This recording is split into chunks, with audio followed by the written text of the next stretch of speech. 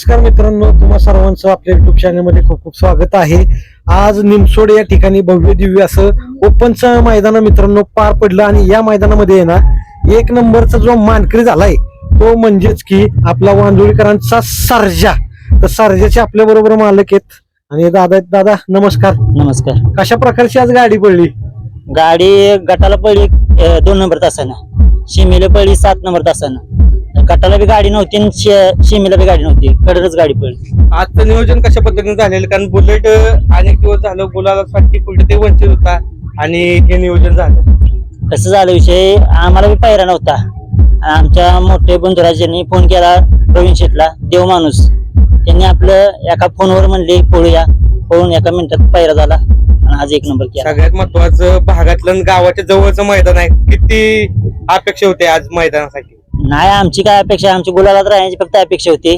पण बैलाला बैल पुरला की काहीतरी करून धावणारच, आम्हाला माहिती. सेमी निघाला, खूप मोठा सेमी होता.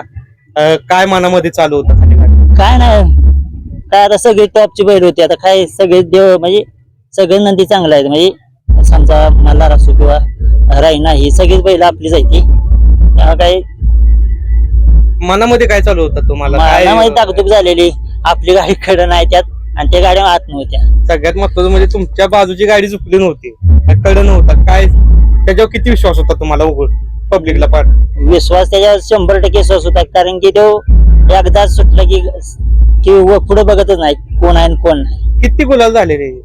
त्याचा 20वा गुलाल आहे 20 गुलाल झाले आता या सीझनला 17-18. मग एवढं कंटिन्यू गुलाल असून कुठे ते नियोजनात अडचण येते कशामुळे? काय तुम्हाला काय वाटतं? नियोजनाचं काय त्याच्याकडे बघायला सांगू शकत. भावूक झालाय, अडचणी खूप येते ते. अडचण म्हणजे लय फोन केलं या पायऱ्यासाठी, या मैदानासाठी आजच्या. कारण की आमच्या आत्याचं गावचं मैदान ही ती रोहित गाडी म्हणजे आमच्या आत्याचा मुलगा आहे, त्यासाठी लय फोन केलं. पण कोणी नाही दिलं त्यांचं ती विनंती आपल्या सगळी हे हवी आपलाच आहे. आणि देव माणूस प्रवीण शेठ एका फोनवर पायरा केला, 1 नंबर केला. काय सांगाल आता? काय म्हणजे आज आनंद वेगळाच आहे आमचा. आज 1 नंबरचा मान मिळवला आमच्या सर्जन.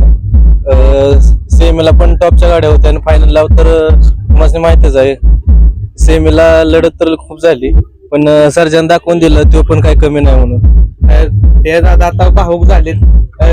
तुमच्या मनामध्ये काय चालू होतं जेव्हा सुनील मोरेंनी पुकारलं की खडक वाचल्याची बुलेट फायनलला?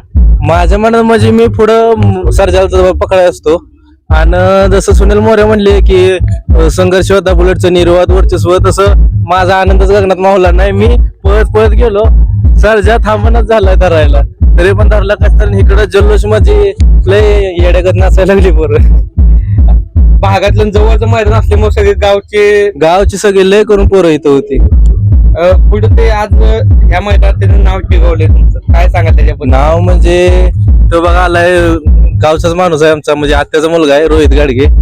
त्याच्या नावासाठी आज त्याचं नाव राखलं बैलानं. मनामध्ये काय चालू होतं? सेमी पास केला, फायनलला जाताना काय मनामध्ये चालू? फायनलला जाताना मला एवढंच होतं की आता एवढ्या टॉपच्या गाड्या आहेत त्या कमीत कमी आपलं 2-3 नंबरला तरी यावं, म्हणजे अशी अपेक्षा होती आमची. पण सर्जाने आज करून दाखवलं. सेमी पण मोठ्या गाड्या होत्या, हो कडन गाडी होती महत्वाची. म्हणजे तुमच्या कडन म्हणजे आमची गाडी 1 तास आत होती, पण कडला जी 8 नंबर तासा गाडी होती तिने गाडी चुकली नाही. मी वर होतो, मला वाटलं कडला गाडी असेल पण तिने गाडी चुकली नाही ना. आणि महत्वाचं तो पब्लिकला पळत नाही आतमधून. बैल 2 खांदे आमचा आतनच पळतो, पण आज बैलाचं काय म्हणत बैलानं कडनं सेमी काढला. आज मनामध्ये काय चालू होतं जेव्हा तुम्हाला माहित पडले की बाजूला गाडी नाही, पब्लिकला आहे?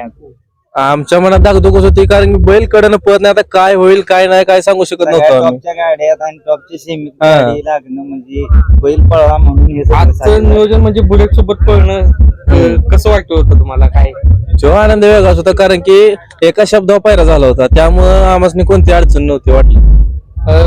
नियोजन कशा पद्धतीने झालं होतं आज? नियोजन आमचं झालं होतं, आमचं भाव आहे शुभम मगर म्हणून, त्यांनी डायरेक्ट मालकासने फोन केला बुलेटचा.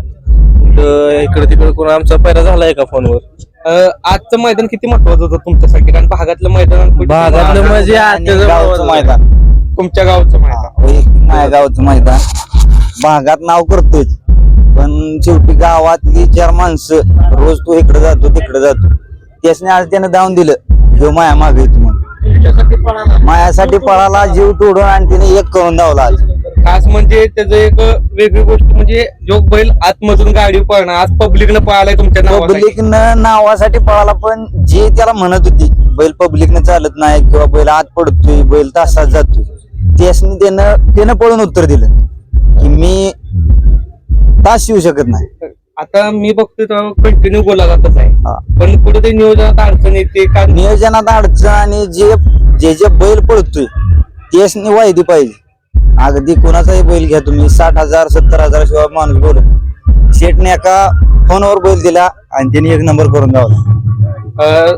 शेट साठी काय बोलू कारण एका फोन शेठ म्हणजे ते देव माणूस आहे, देव माणूस आमच्यासाठी. तुम्ही एक शब्द टाकला आणि त्यांनी लगेच हो बोलले तुम्हाला आजच्या मैदानात. तिने एका शब्दावर बोलले, ते आमच्यासाठी देव माणूस आहे. बुलेट बद्दल काय सांगाल? कारण त्यानं बुलेट हा खर तर तो संघर्ष होता म्हणते, त्यात काही अगदी वावगं ठरणार नाही, तो हाच संघर्ष होता. आणि त्याचा पण बॅड पॅच चालू होता, त्याचाही बॅड त्याचा पण बॅड पॅच संपला आणि, तुम्हाला पण बोलायला भेटलं. हा महत्वाचं, शेठ कुणालाही 4-5 वेळा फोन केल्याशिवाय 2-3 मैदान बघितल्याशिवाय बैल देत नाहीत. पण आपल्याला अगदी एका फोनवर बैल दिला. त्यांनी किनीत आपण बलमासन पळलो राजधानी एक्सप्रेस, त्या टायमिंगला बैलाला बलमान दोन्ही 2 केलता आणि आज बुलेटनं साथ दिली सर्जाला, त्यांनी 1 नंबर करून. जेव्हा फायनलला गाड्या सुटल्या आणि निकालो गाड्यानंतर समालोचक बोलले खडकवासला बुलेट, तेव्हा काय वाटत होतं मनामध्ये, काय चाललं होतं? कारण धाकधूक चालू होते का? धाकधूक म्हणजे सगळे आपल्याला, आपण आजपर्यंत कधी म्हणजे कसं बैलच आपल्याला पुरत नव्हतं. ज्या टायमिंगला बैल पुरला त्या टायमिंगला आपण काय अनेक जणांचं मत होतं, कारण आम्ही तो बोलतो का नाही, सगळेजण म्हणत होते फायनलला काय ते बुलेट फिरवून दाखवत. बुलेटचं कसं आहे, बुलेट बैल पळतोय, बैल पण नियोजन म्हणा किंवा अडचणी असतात पायऱ्यासाठी.